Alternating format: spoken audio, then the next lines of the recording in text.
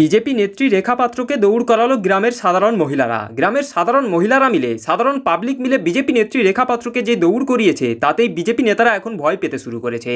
কারণ বিজেপি নেতারা এবার এলাকায় যেতে ভয় পাচ্ছে, কারণ সাধারণ পাবলিক যদি তাদেরকেও দৌড় করায়। তো চলুন এই ভিডিওটি ধৈর্য ধরে শেষ পর্যন্ত দেখুন যে বিজেপির বড় নেত্রী রেখা পাত্রকে সাধারণ মহিলারা কিভাবে দৌড় করালো, তাতে বিজেপি নেতারা এখন কতটা ভয় পেয়ে গেছে।